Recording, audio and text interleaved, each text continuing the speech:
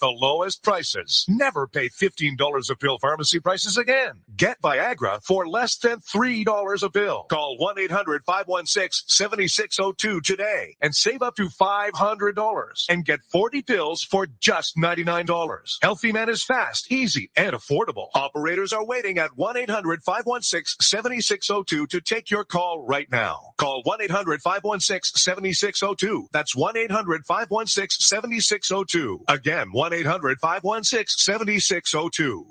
Attention business owners and independent contractors. This is a money-saving message from Tax Mediation Services. If your business owes $20,000 or more in taxes, we can help you today, right now. Listen, dealing with the IRS is no picnic. It's an intimidating and extremely stressful process, and you don't want to go it alone. Our attorneys know every law, every tax break, and every possible opportunity to help you resolve and reduce your tax debt. And if you owe more than $20,000, you may be at the top of their hit list. So don't take your tax debt lightly, because it will not go away on its own. The IRS can seize your bank accounts, your home, and even shut down your business. Call our tax experts today at 1-800-783-0810 and let us deal with the IRS while you focus on your business. That's 1-800-783-0810. Again, that's 800-783-0810. KLRN Radio has advertising rates available. We have rates to fit almost any budget. Contact us at advertising@klrnradio.com.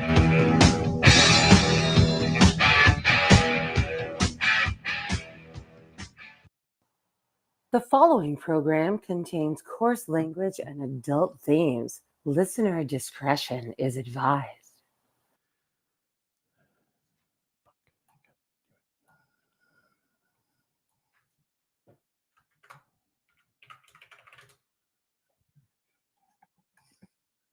Yo.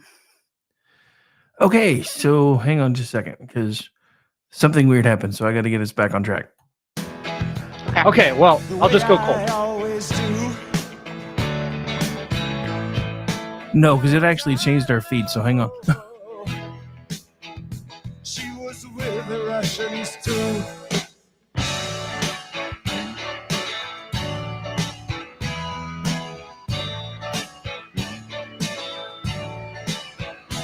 I was gambling in Havana. I took a little risk. Uh-oh, guess what day it is? Guess what day it is? Huh? Anybody? It is Wednesday, my dudes. Otherwise known as the day when you find out that on Restream, if you have more than one event scheduled and you don't change over soon enough, eventually it changes for you. So we were not intending on shutting down the last broadcast. Restream did it for us. I'm turning things back over to these two now. Well, thank you, and welcome back to a special rare, super rare, has only happened once, and this is it, extended edition of FUBAR. Usually by now, Sam is turning into a pumpkin. I'm Ordy Packard, and Sam is off tonight, so I am joined, as I said before, the lovely and talented Jen Homestead. Jen, what's on your mind? Wait. Now it's telling me the live stream just shut. Okay, so Spreaker can still hear you guys. Keep talking. I don't know what just happened. I'm so confused right now.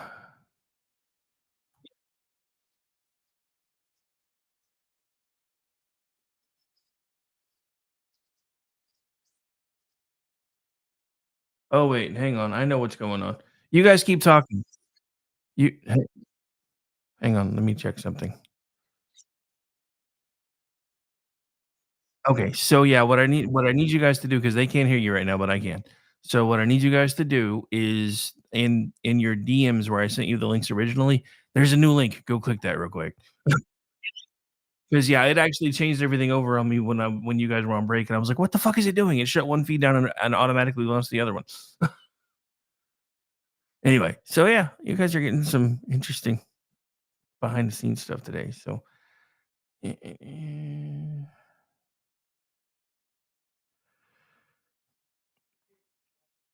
Oh. All right, so Jen's there, Ordy's there, and all right. So now they should be able to hear you. So now I just got to fix the graphics. Okay, cool. Okay. So once again, Okay. sorry about that interruption. We're still learning the software after a while. But anyway, this is Foo Bar, One Nation Under Foo. Foo is off tonight. And I am Ordy, as you know. And I am joined once again by the, I can't stress this enough, lovely and talented Jen Homestead. Hello, hello. I will say on- it's not showing my Twitter connected this time. Give it a sec. It'll populate. That happened to me on the last one too. It normally asks me to, and it didn't. Oh no, it didn't ask me either. Well, like I said, this was a glitch. So something happened because what happened is normally on Wednesday nights I will have various versions of the studio open and have different events scheduled. So as I'm just going through and moving from one to the other, I can close one out and open the next one. This is the first time I've had an event scheduled behind one where the show has gone so long that eventually the feed said, "Hey, you're supposed to be live over here," and shut down one and open the other one. So yeah, that was new. So it's all going to be glitchy now. So I apologize. It wasn't. That's fine. I've never done this before. But So what we do is we just go to KLRN's Twitter account and tweet that. Okay. Yeah, that's fine. Okay, but for those of us who are staying with us through this train wreck, welcome. Exactly. Okay. Actually, you don't even have a new one on the KLRN feed, Rick. Just yours. yeah, I don't know why it's showing. Okay, then go to Rick's account and we'll just transmit from there. Yeah. I'll go to it right now. Okay. I don't think it might let me edit it still. I might be able to hang on. So yeah, it doesn't look like for some reason that one went out. So let me fix that too. Okay, so it should actually put that out now. Okay. Eventually. So anyway, this is just fascinating for everybody listening.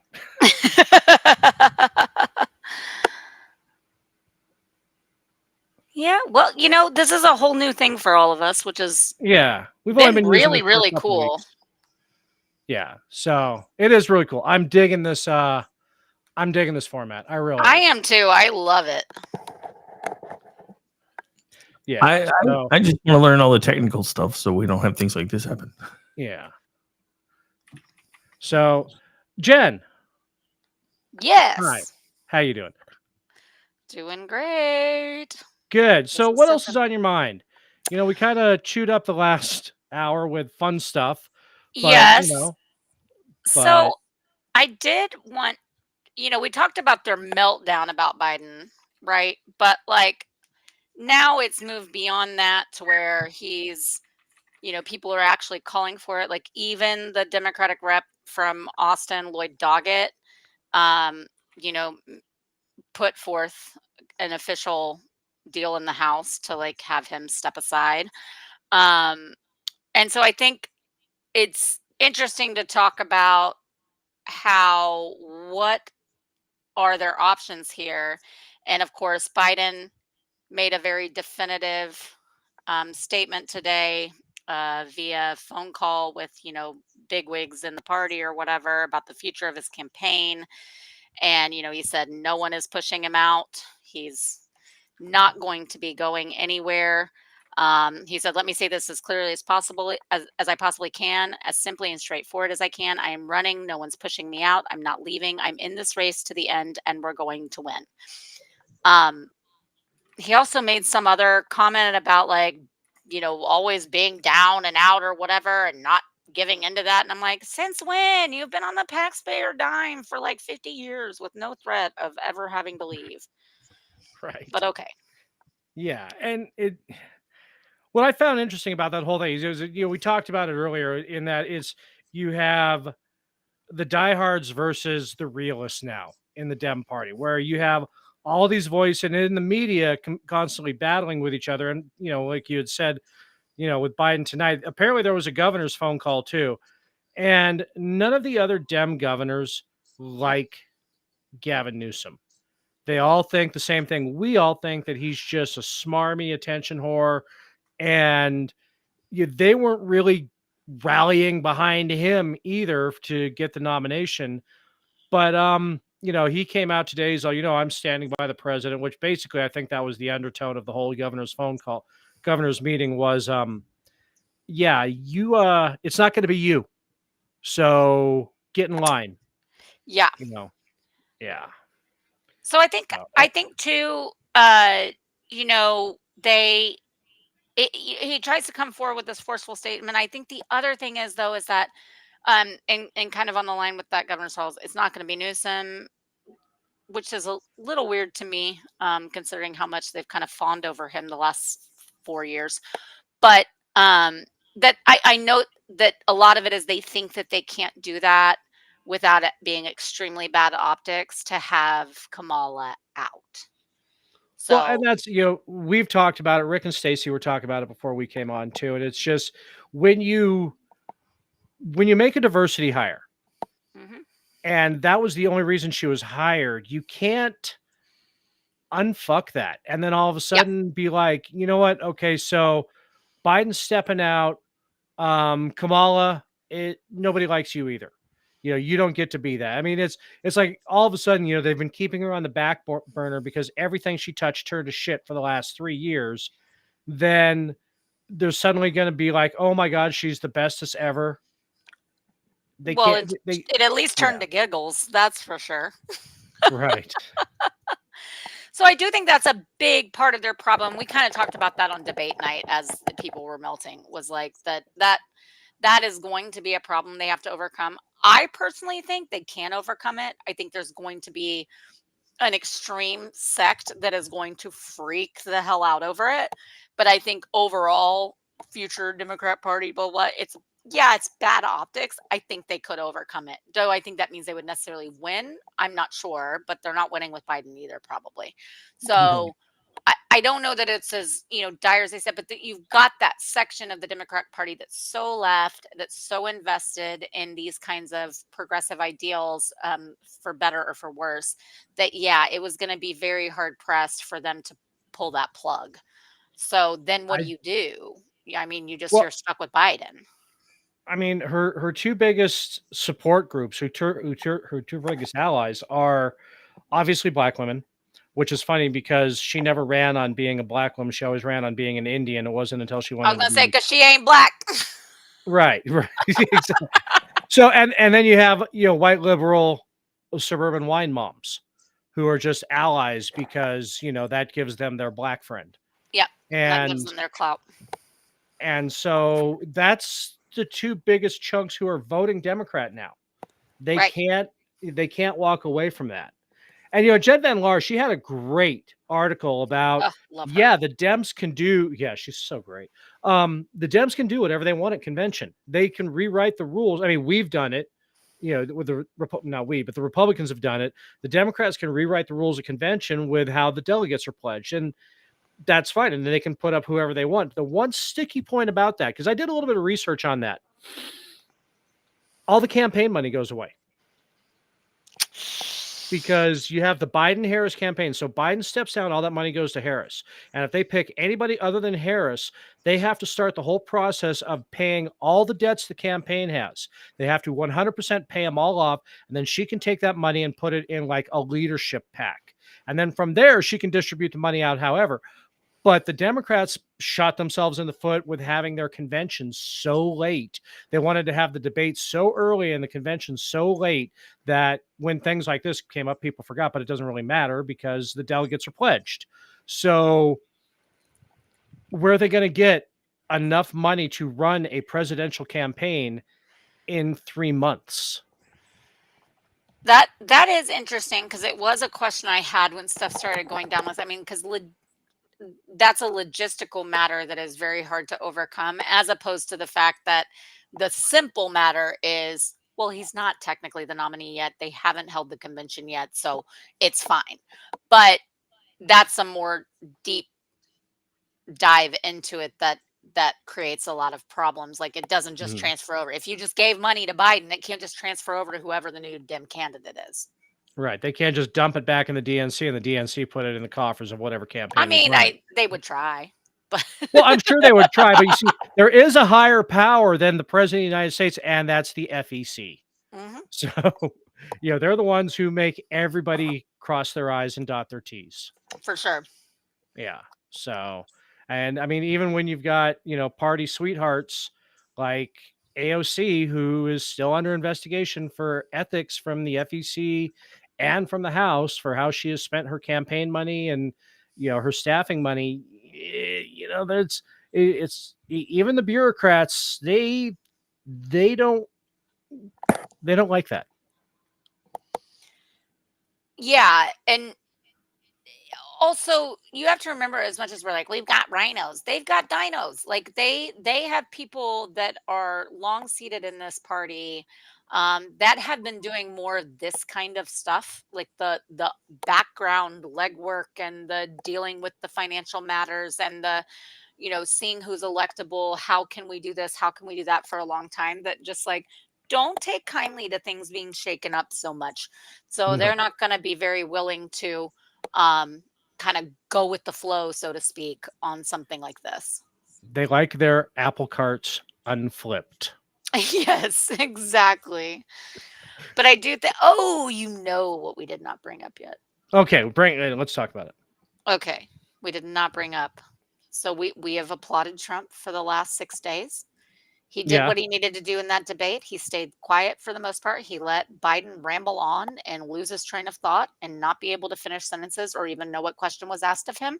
He Mhm. did a great job, which I think happens even more so because there's no audience to egg him on. I think if Yeah. there's an audience there where you've got either hecklers or you've got even people kind of rallying for him, I think he has less ability to control that. But since Mhm. that wasn't the case, and the moderators were pretty good, Right. he let Biden hang himself multiple times. Well, And that was yeah, and awesome. that's and you and I. Subdued. Go ahead. I was just saying he was pretty subdued. Most of us were kind of surprised about that. We were happy about it, but surprised about it.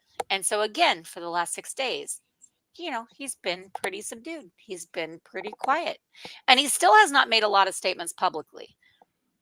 No, But and it's like we talked about it, how this was the debate you and I, we've always wanted. That was the debate we have always talked about. Let them debate, don't play to the crowd. You're not, the candidates are not also running for president against the moderators. Moderators, just do your job, right. ask the fucking questions and shut the fuck. That was a good debate. And like you said, without having a crowd to play to, they didn't engage in their zingers. Yes. There was no dog-faced pony soldier. There was no, rolling of the eyes. That, video of Trump when he was, debating Hillary, where, just the 10,000 face moves as she's sitting there calling him a Nazi and I everything know, else. but gosh, that gave us some of the greatest gifts of all time. But Right. yes. So, Rick, did you get that audio we told you about from Benny Johnson? No, I did not. Okay. So Okay. we're just gonna have to live tell the story. We can live tell it. So Yeah. essentially it's a video of him. He's on the golf course. He's in a golf cart. Someone gives him some sort of fodder, and he says, oh no, he has his phone in his hand. Nope, he's quitting the race. I got him out. And then he calls him an old, broken down pile of crap. And then he says, yeah, so it'll be Kamala. And she's better, I think. And then he says, she's so bad. She's pathetic. And what do you mean by better was better than like Biden?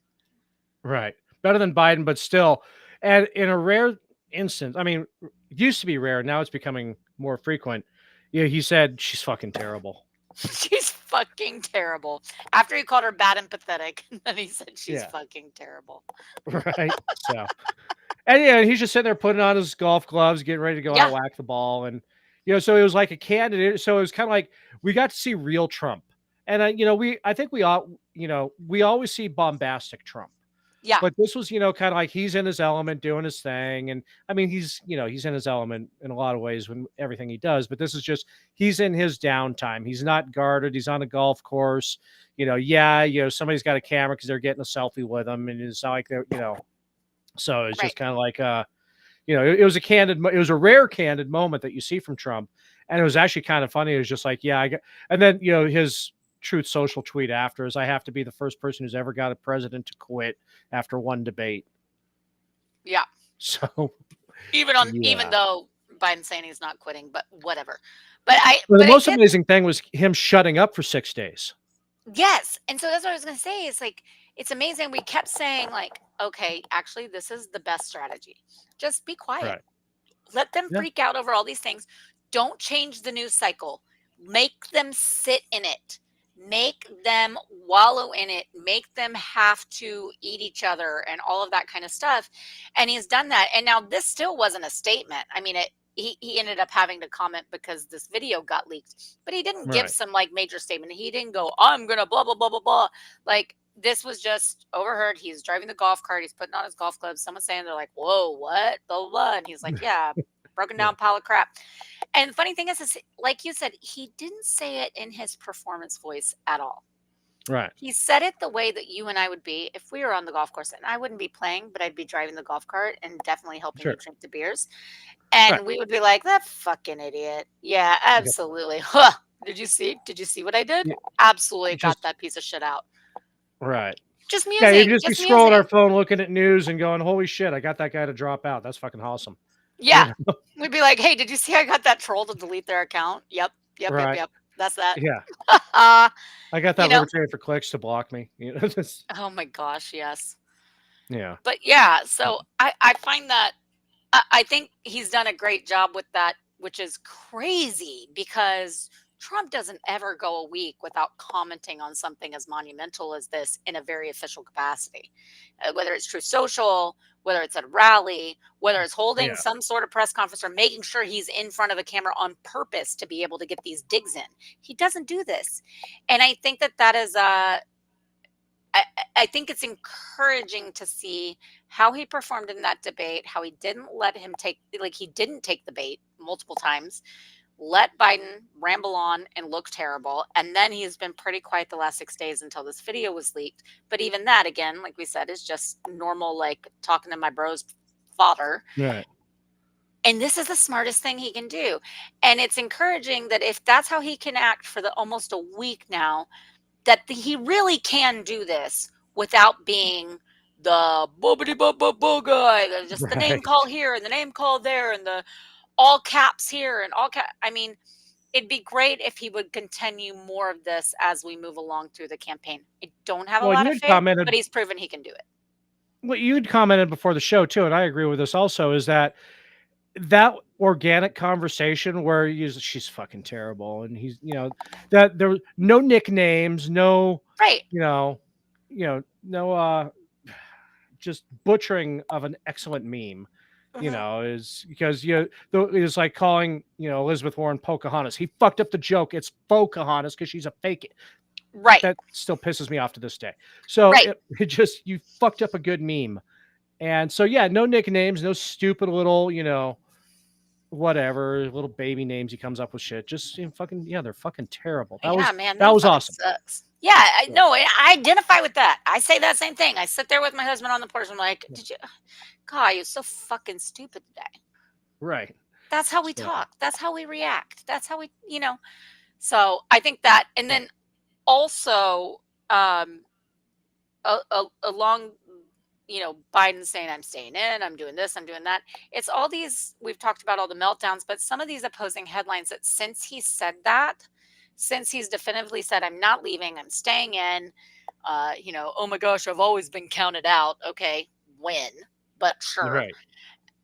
And then you've coasted with easy wins your entire career. And somehow made millions from all your backdoor deals. But then the AP comes out with this Biden at 81, sharp and focused, but sometimes confused and forgetful. Those are mutually exclusive concepts. What are we doing? Right. It's like now the 10 they don't to have 4 to rally thing. it. Go ahead. No, it's like the 10 to 4 thing. Well, he's super sharp and focused between 10 to 4. Yeah, that's called sundowning. Right. They even say this in this. He is often sharp and focused, but he also has moments, particularly later in the evening, when his thoughts seem jumbled and he trails off mid-sentence or seems confused. Sometimes he doesn't grasp the finer points of details. He occasionally forgets people's names, stares blankly, and moves slowly around the room. Yeah. Sundowning. From dementia. I was reasonably assured a few years ago that you needed somebody who was going to be able to take that call at 3 a.m. Right? So We're also apparently we have to shut the entire world down between 10 and 4 Eastern. I mean, If you're going to do a terrorist attack, you got a 6-hour window, guys. here you go. This is it. Yeah. You're going to Please start a abide. ruckus over in your country.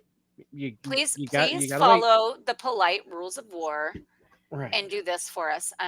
Of engagement. Ask England about that. But but this is how they're now having to acknowledge that they thought that he has performed poorly and that he has issues, but flip it back to, but also he's still pretty good for what he is, and we're got to get behind him because he says he's not leaving the race. So we're going to see a lot more of this, where it's going to be complete contradictions in the same story, because they're having to figure out a way to scramble to acknowledge what they said before and say that's okay to see those things and that these things happen, but then also we're still better off because when he is on, he's on. Okay. So in that narrow window, we are doing great. Well, like Rooster said, G Rooster in the chat said he hit his sundowner during the 2020 campaign because he was coached to say I shouldn't comment on Trump for decorum, and also because he was in a basement the majority of the time. Well, and that's just it. I mean, that's, how, again, the media with their collective amnesia, how did we miss this in 2020? Well, because he ran his whole campaign from the basement. There were no debates, really. And y'all said that was fine. And y'all said that was there was good. no campaigning. Yeah, you said he doesn't need to. He'll just, he'll just kick Trump's ass anyway. So, okay. Ugh. Yep. So one of the best things today, too, was in the White House briefing. I was surprised that Kelly O'Donnell asked this, impressed to this, because, they were talking about, the president's alleged schedule. And she said, well, if he's awake right now, why can't he come in and give a press conference? And James Rosen kind of quips from the back saying, yeah, if he's awake. And Kelly O'Donnell goes, oh, that's inappropriate. And KJP finally picked up on that and goes, oh, yeah. And they focused on that rather than the actual question. But I just thought that, I mean, there's that sense within the White House briefing, press corps now that it's like, we have, obviously James Rosen, he's always been upfront and abrasive, but the rest of them are starting to figure out, we have been strung along for quite a while. It's like, no, you knew you were being strung along. You just didn't care. Now that it matters, you're raising a fuss. Now that you're looking like fools, all of a sudden you're concerned. Well, yeah, like I said, they're caught. They're caught in having covered for him for so long, so they're having to feign this shock and dismay at what's right before everybody's eyes, that every normal American that was watching that went, wait, what? Oh my gosh, what is happening here? He didn't even finish it. Oh, he has a cold. Oh, he has jet lag. Oh, he has no, he's an old man who should not be running for president. I remember us talking about it during the debate show last week too. We had all kind of commented is like, are these things actually even changing anybody's mind? And then it all fucking blew up, and yeah, it changed a lot of people's minds. It was that bad. It was that bad. Which is incredible. Yeah. Yeah, what's going along with everything too, we talked about the U.S. Supreme Court rulings and everything.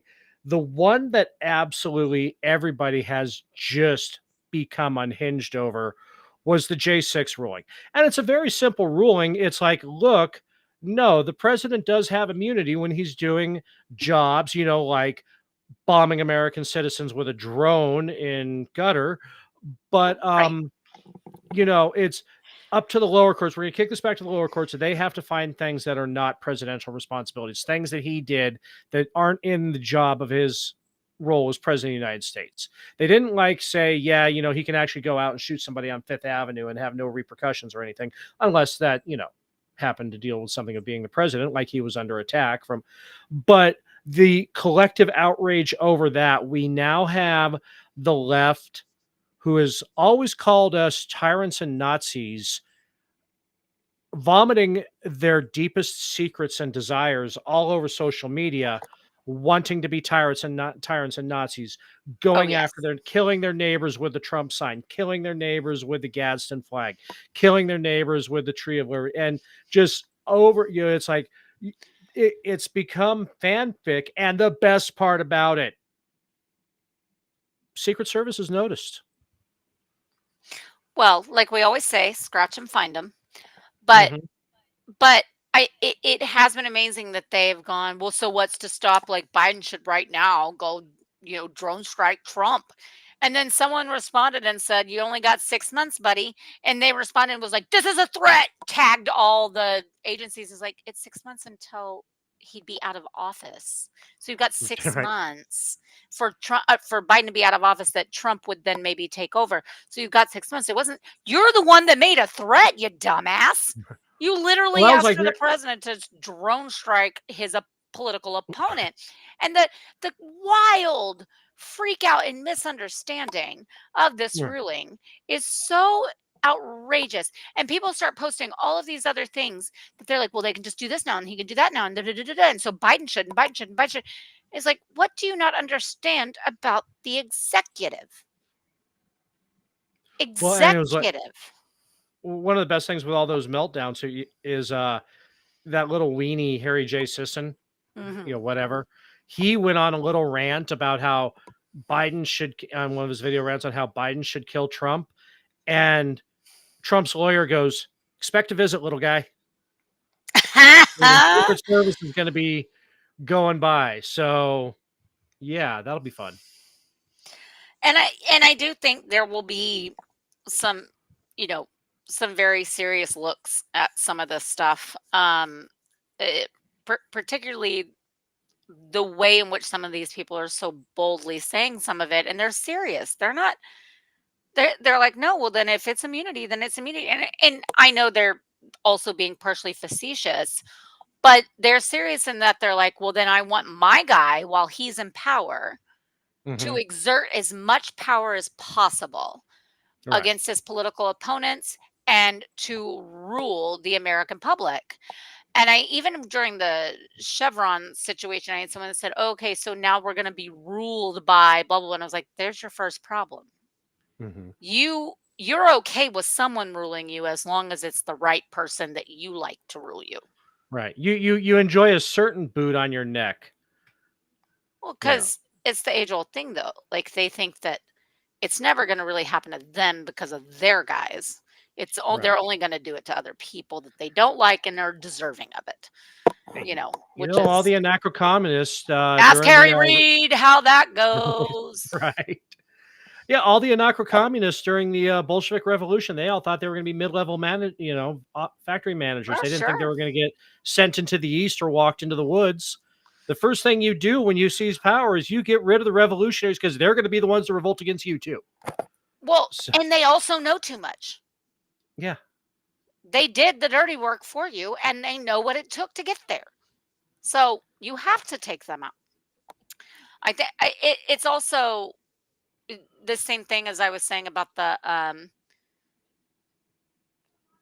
thinking they're not going to rule you. And so it's only for the other guys. I mean, we said Harry Reid, but that's exactly what they are wanting also. With some of this other stuff, they're like, oh, well, if he can do this now, then he should do it while he can. And SCOTUS, expand it. Like, expand the court, put in as many liberals as possible. And I'm like, you realize you expand the court and you do that. And we do still, I know we've got a younger court than we did, say, 10 years ago, but you've still got some people that are not going to stay forever. I think Thomas the only person they mentioned about retiring was Sotomayor. Well, and I think she will before too long. Yeah. This has taken a toll on her, man. She is not. Clarence Thomas still looks great. So she is not. She is not an RBG. All right. No. Like, she is not. And I just think that, like, they say that they're like, expand the court, and I'm like, so it only applies when you do it. I mean, Harry Reid would like a word. It literally blew back in his face. And it always does, which is why we've cautioned Republicans from taking similar type actions whenever they do have power. Well, it's because, it's like one of the main followings of the left is they cannot envision a time when they won't be in power. They are so high on their own self-righteousness. They can't imagine anybody would ever disagree with them. And this is where we're at now. And we are going to be in charge forever. Well, and that's they got exactly 3 it, justices because on the court in 4 years. well, because it has been it has been there, like you said, like they think they'll always be in power because they don't see it as these are our political views and they resonate with the populace. They see it as like, we are morally right. There is no other option because everyone else should pretty much be silenced or sent to jail.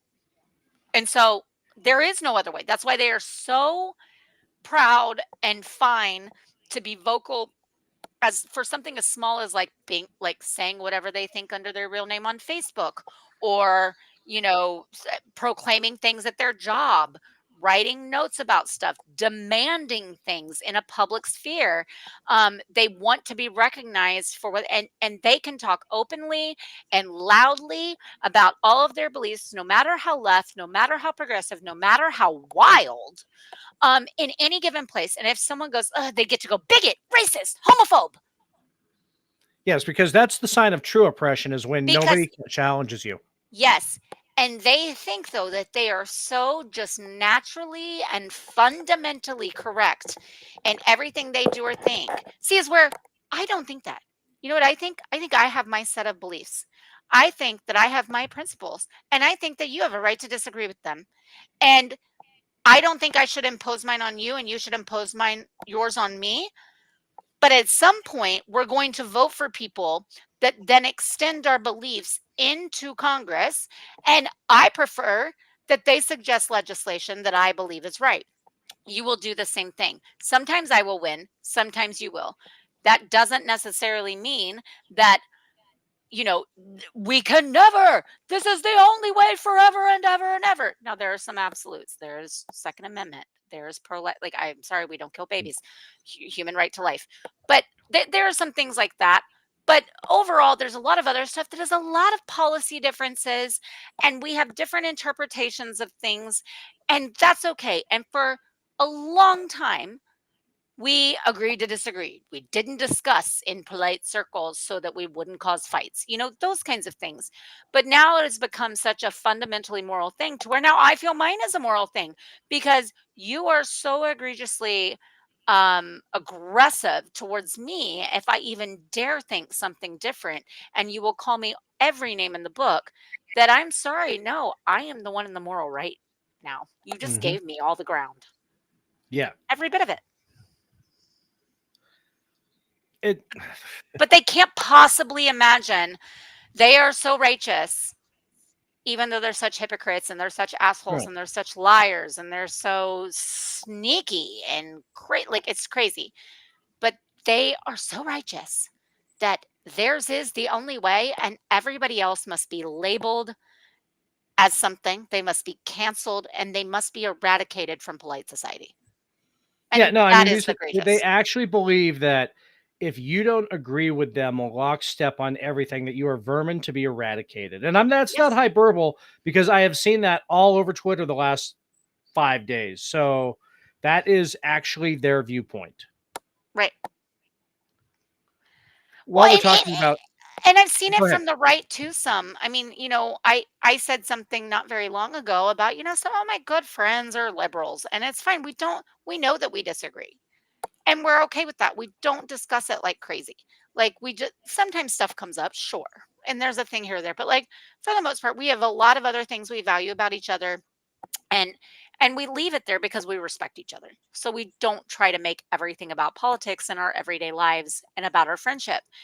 And I had 4 or 5 like extremely hard right people come at me and be like, well, then you're fraternizing with the enemy and they are scum. And why would you ever let someone in your home that fundamentally wants you dead, that hates you to your core, that blah, blah, blah, blah, blah. And I'm like, because that's the 2 online leftists. That's not who my friend is next door, or that's not who my friend is I grew up with, or whatever. Right. And at some point, yes, we come to an impasse if we really do get down to the nitty gritty on this stuff. But every day, it's like, it's go touch grass. go touch grass, because everyday people, that's not always how it is. We see the activists that take up the most space, the most oxygen in the room, and then we see the internet, which is obviously a lot more of the kind of people, including ourselves, that are going to be a lot more invested in this kind of stuff. And that's not necessarily everyday America. Well, I mean, that's the thing with Twitter is what fight am I going to pick on today? You know, Sure. I'm just, it's kind of like, I've realized that my Twitter experience is hovering, looking to pounce, Republicans pounce, but in my case, Are we pouncing? So yeah, are we pouncing? But I'll like, look through the feed and then all of a sudden, there's my target. And then, but yeah, it's because it's a sport. Yeah. Politics has become a blood sport now. Online, not with the normies, but online. It's like paraphrasing something that GR said in chat. It's before the internet, you had to be friends with your neighbors or move. Well, yeah, because if we said the things in person that we say on the internet, somebody's getting bloodied, right? Quickly. It's we were the other thing you think about is that we were the last feral generation. We were the generation of talk shit, get hit. Yeah, so it's so we've just kind of taken that onto the internet, and but well, it's funny. I've talked about this before on some of the shows, but so when I was in college, I'm studying government and history, and with a side of Espanol, and I had several good friends that also and this is the Bush Kerry election time period. So that was crazy. And I know people want to be like, this has been the most victory. That shit was crazy. We forget. But I was in the middle of a liberal university when all that was going down, the Swift boat stuff, and then the Dan Rather lying about the thing about Bush and all that. I mean, it was nuts. It was hate filled. It was so contentious. And I mean, it was toxic as fuck. And but some of my best friends, I was mostly with all dudes, and me and my roommate had collected a decent amount of keg shells. So we had this backyard that was surrounded by a little bamboo barrier, a little bamboo forest, and bamboo is a natural sound barrier. Mm-hmm. So we were on this little street in this little house that was kind of slanted because the foundation had shifted over the years, typical college life. And we had this bamboo surrounded little back patio side yard situation. So we could have people back there and the neighbors couldn't hear. So I'd collected keg shells from people that were too stupid to come pick them up and go return them. And so we would pool money, and our guy friends would all pool money, and they'd go get the keg, bring it back. I'd 4 taps. We'd tap a keg, and we didn't have a party. We just have we'd fill it on Friday. And then, over the weekend, you'd have anywhere from 10 to 40 people on any given night, just hanging out on the patio. Someone go get bags of ice and refill, that kind of stuff. And a lot of us we were a little bit more invested in politics, or we were in government or whatever. And so we would have these talks, and there were a couple friends of mine and me that I would sometimes have people that didn't know us that we'd be getting into it and be like, yeah, this, well, that, and da-da-da. And they'd be like, oh, and one of my favorite things to ask people was be like, well, show me where separation of church and state is in the Constitution. And they're like, are you fucking stupid? Of course it is. It's everybody knows.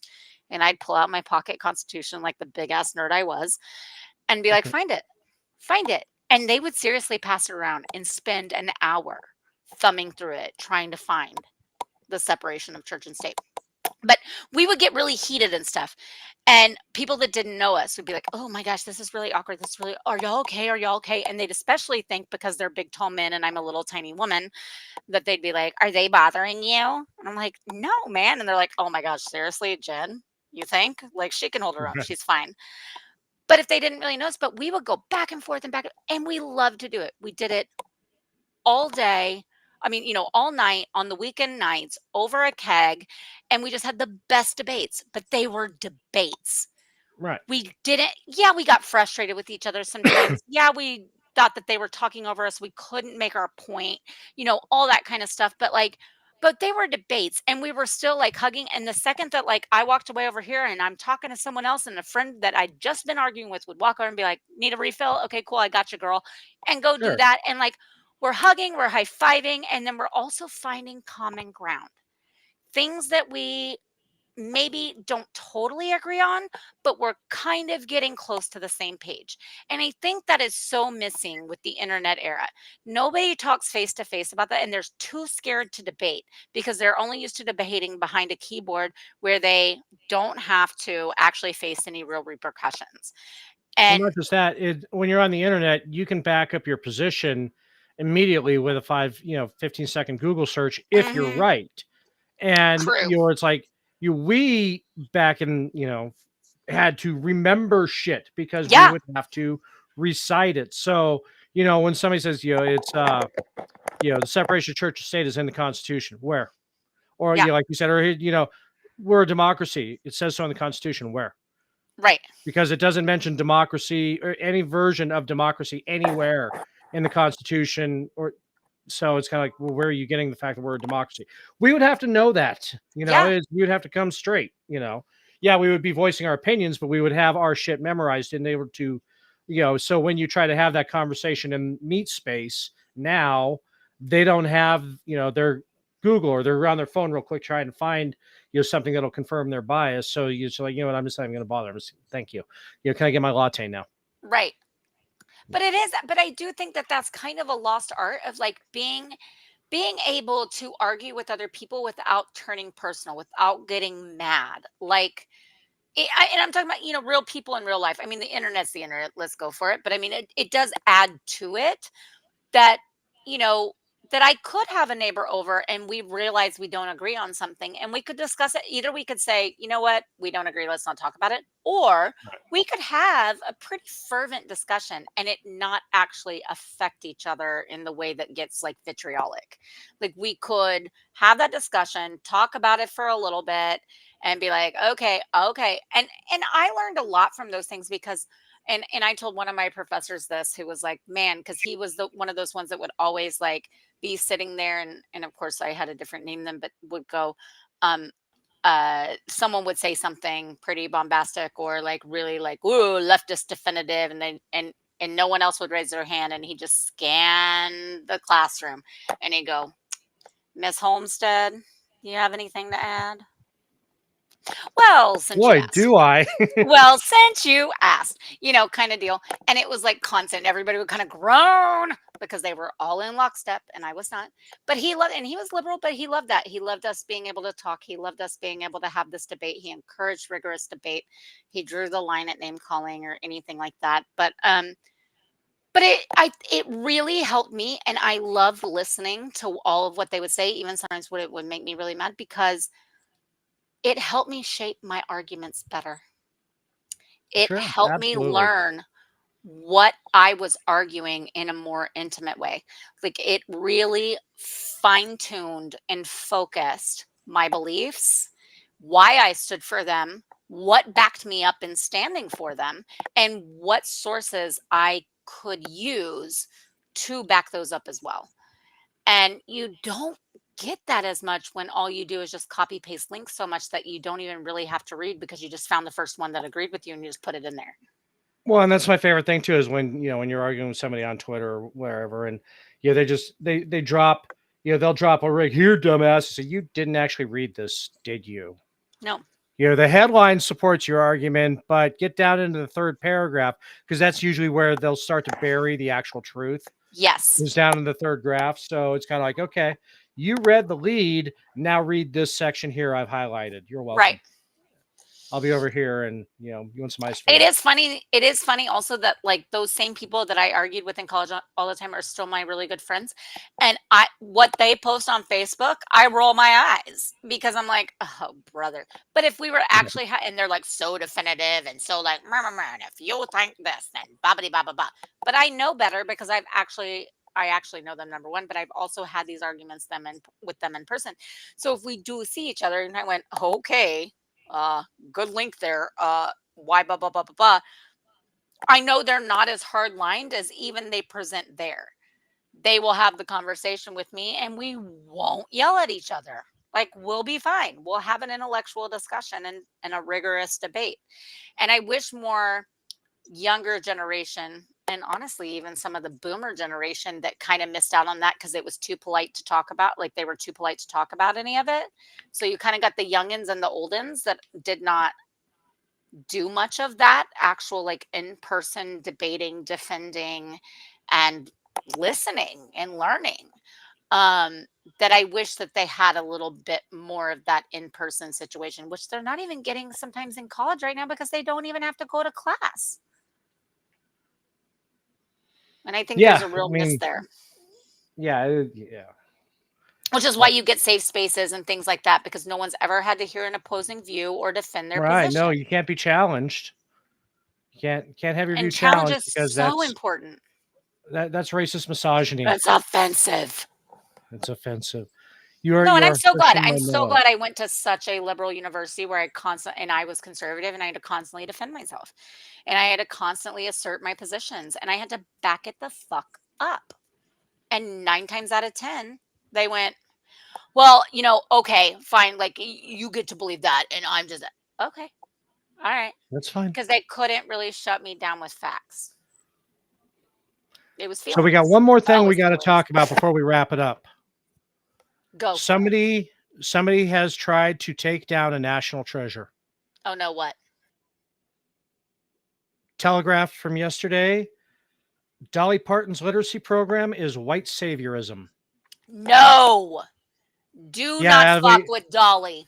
Do not fuck with Dolly. Yeah, it was in it's a paper that was written by somebody at UNC, and it got picked up by the Telegraph. And even the Brits were like, this is insane. This is whoever wrote this. Right. This is absolute nonsense. But I mean, yeah. I mean, they do know that the reason Dolly started this program was because she was barefoot and backwoods raised. She was in a position to not go to school past like 5th grade. Yeah. Those were white hillbillies. Right. In Appalachia, in the Smokies. Right. That had nothing to do with let me go save the little black children. She knows where she came from. And she didn't want other little girls being like her, idolizing the prostitute in town with big hair, red lipstick, and big boobs. And that's what she thought was the epitome of success. It worked out for her, all right. Well, yeah. I mean, right. But I mean, that's yeah, her but background. she took That's where it happened. Right. But she took that stereotype and she made bank off it. And also as a, hey, and it's kind of like the whole thing. Well, there aren't enough blacks for there aren't enough books about strong black characters or trans characters. Shut the fuck up. It's about books, reading. That's what's important. Then they can. She wants them to be into your. You can absorb them into your ideology later, but they need to know how to read the Communist Manifesto first. Right. Anyway. It's about their fundamental ability to read that she feels like, and she's not wrong, is lacking in much of American youth, particularly from K through 5. Mm-hmm. And especially in the the poorer sections of the country, wherever it may be. One of which she is from. That is what she knew. And you got to think that's pretty racist to think that only my people are in the poor districts. So that's why it's white saviorism. Well, there's a whole fuck ton of poor white trash too. And there's a whole bunch of poor Hispanics, whole bunch of migrant farm worker kids, whole bunch. It's not just about you there, Sparky. Well, and I say this a lot when things like that come up where they're like, oh, so that's about poor black people. I'm like, bitch, you know how many poor white people live in this country? Right. And how many stereotypes there are about them. I mean, my husband is from a poor coal mining town, yes, in the hollers. And it's everywhere. And it's particularly in certain areas of each state, for sure. And it knows no race. It's a shit ton of impoverished white people, a shit ton of impoverished Hispanic people, whether they be European Hispanic or Mexican, South American, Central American, and there's a shit ton of Black Americans that are impoverished. I mean, it just doesn't know. I don't know that there's that many that are Asian, but that they may be one of the few that kind of gets away a little bit unscathed. But it doesn't know demographics. It doesn't know race in that way. It Wait, truly Jeff just doesn't. sent me on. Jeff just sent me on Discord too. Rule number 1: don't fuck with America's boats. Slightly behind that, don't fuck with Dolly Parton. Don't fuck with Dolly Parton. Exactly. Ugh, We will what go to war idiots. over our boats, and we will ruin you over Dolly Parton. And you will find such a strong coalition for Dolly Parton. It will be rich, it will be female, it will be male, it will probably be trans, it will be gay, it will be Black, it will be white, it will be all rich, poor, in between. It'll be a service industry worker, an engineer. It doesn't matter. Musical theater, Right. of course. Like, everybody loves Dolly. She's done great. She's stayed out a lot of bullshit over the years. She doesn't even politicize or very many things. She doesn't publicize her family. I mean, she made her movie about her childhood, but like even her husband, there's like 10 pictures of him. Yeah, you'd be Because hard pressed to find anybody who actually knows his name. she doesn't exploit him. They've been married since 1966. You know, it's and she works with everyone. She will record with anybody that has a heart that wants to make good music. I mean, you're Anybody who just wants to cover her stuff, have at it. 100%. 100%. Yeah. And my sister, and I will say one last thing about Dolly. So my sister last year was in one of the a theater in Nashville, and she is a former performer, musical theater performer, did Broadway tours nationally and internationally. And she kind of pseudo retired to Nashville, get married, have a baby. And but she still continued to do some local theater there. And so she did 9 to 5, Dolly Parton's 9 to 5, the adaptation of the movie into a musical that Dolly Parton did. You know, she had every hand and she wrote it for stage adaptation. And my sister was in that last year. And Dolly personally, she was going to try to make it to a show. But obviously she's got, you know, she's got kind of a schedule, but she's just a little bit busy. I don't know. But She got stuff going on, but she tried to, you know. but she sent the sweetest, most heart, and she does the introduction of the show on a video screen, you know, that's pre-taped and all that stuff. But she personalizes it to each Oh, that's theater that awesome. does it, to each theater, to each city that does it. So she has to make it new every time. But then also she sent a video to the company manager for the cast. And so they all sat down and watched her talk to them about how special this was and how awesome it was. And she had seen some of the videos from their rehearsals and whatever, and how much she loved that. And now she was so proud that they were representing this and that this musical has continued to thrive, and how it's just one of her favorite things she's ever done. And she doesn't have to do that. She doesn't have to do that. No, she just has to give the licensing and to go for it. But yeah, And no, that's she makes it personal every she's time. actually genuinely yeah. Yeah, she's just a good Yeah. person. So She is. don't fuck with Dolly Parton. Yeah, That's the moral. If you thought you were going to get some backing on that by anybody in America, you done fucked up. You done fucked up, son. You done just going to put you on a boat and send you out into the ocean because God take you because nobody else will. Yeah, I just don't think there's any sort of any measurable number of people that are going to get on board with that movement. No, that was insane. God, this was fun. I know, it was so fun. Hi, Rick. We got to do this more often. And Rick, thank you for giving us the extra hour. That was cool. But, it really was. Yeah. So, where can people find you?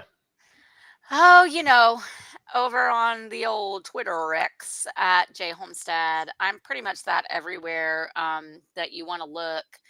And then, of course, Misfits Politics. And, Friday night, the day after the 4th, we'll be rocking and rolling. So I'm sure it'll be pretty America themed. Nice. Well, great. It was fantastic having you. We really got to do this more often. Yes, we do.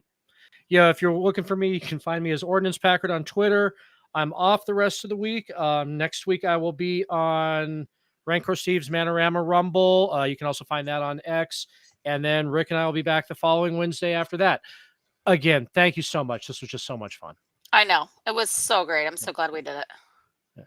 Happy birthday, America. You tell me that you don't have no black cats, no Roman candles, or screaming mimes? No. Oh, come on, man. You don't got no lady fingers, buzz buttles, snicker bombs, church burners, finger blasters, gut busters, zippity doo-dahs, crap flappers? No, I don't. You're going to stand there owning a fireworks stand and tell me you don't have no whistling bungholes, no spleen splitters, whisker biscuits, honky lighters, Husker do's, Husker don'ts, cherry bombs, nipsy daisers, with or without the scooter stick, or one single whistling kitty chaser? Say goodnight, Gracie.